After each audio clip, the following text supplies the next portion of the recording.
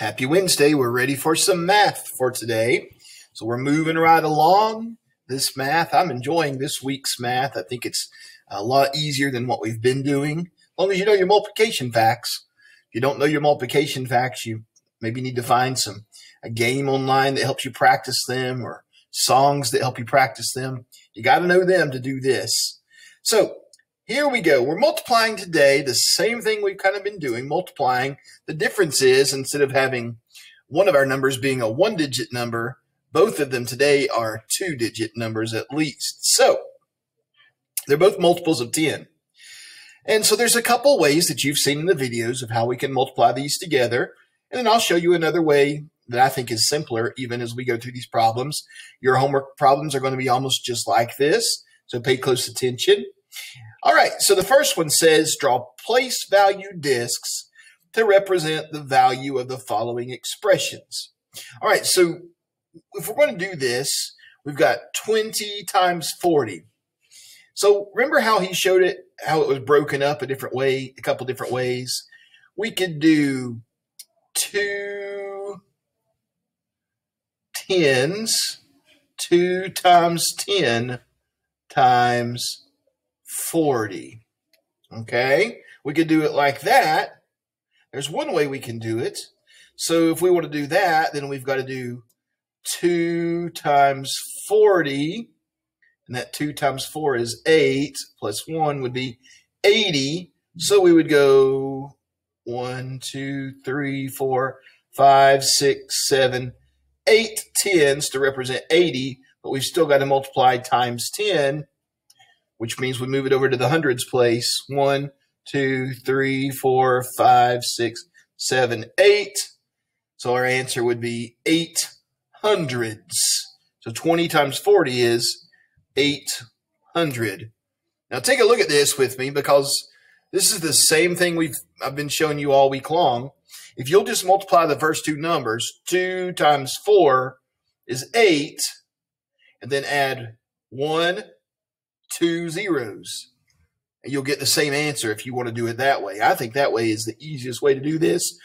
Excuse me, but they're wanting you to be able to see it represented, show it represented on a place value chart. So we'll do it both ways on the lesson that I'm going with you over today.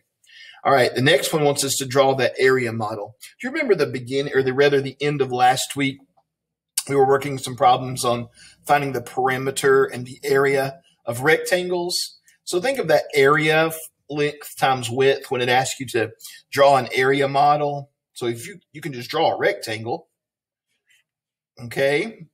And it's wanting you to think about a rectangle with an area of 20 and 40, okay? And we know the formula for area is length times width. We learned that. So 20 times 40 would be the area here. But if we draw this out, we can kind of figure out how many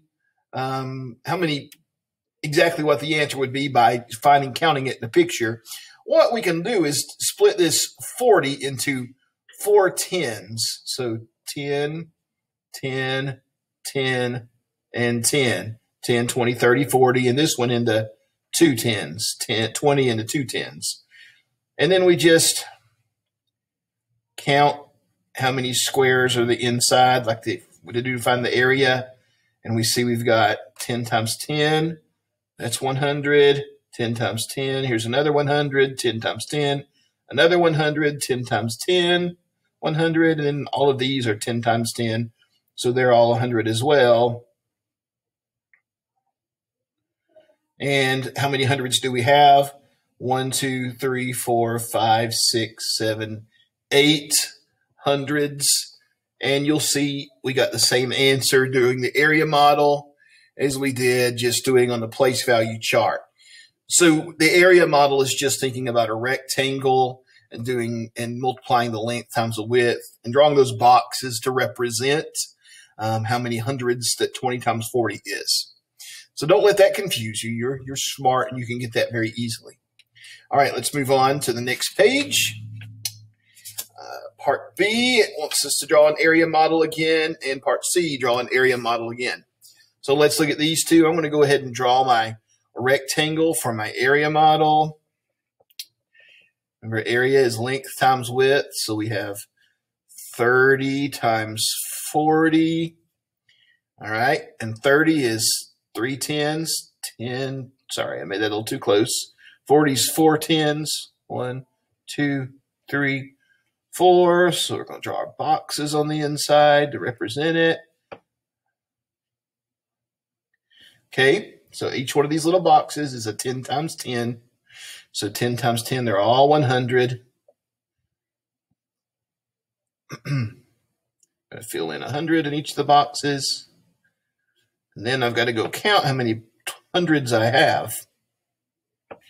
So in all the boxes in the area model here, I have 100, 2, 3, 4, 5, 6, 7, 8, 9, 10, 11, 12. I have 12 hundreds. So 12 hundreds looks like this, 12 hundreds, which is the same as 1,200. So 30 times 40 equals 1,200. Okay? I've got to do the area model here. 20 times 50.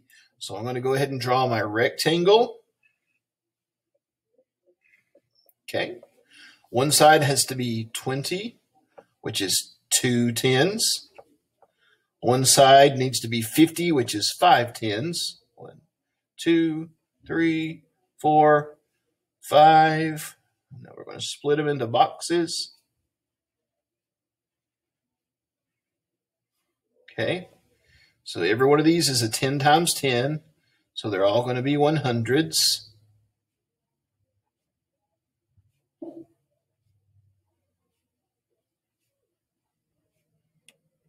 Okay, so I've got 5 hundreds down going down this way, 2 going across. So I've got 1, 2, 3, 4, 5, 6, 7, 8, 9, 10 hundreds, which is the same thing as 1,000. So 20 times 50 is 1,000. What do you think? You like doing the area model? It's not that hard. I forgot to put my 50 here, though. So it's not that hard. You can do that, draw it out if that helps you to do it. Takes a little longer. Now let's do these next few problems. If you want to work with the area model, if you want to draw a place value chart, if that helps you, you go right ahead. I'm going to show you how I would do it. It's just a little bit easier. But you're supposed to be able to represent these in pictures, so make sure you're able to do that.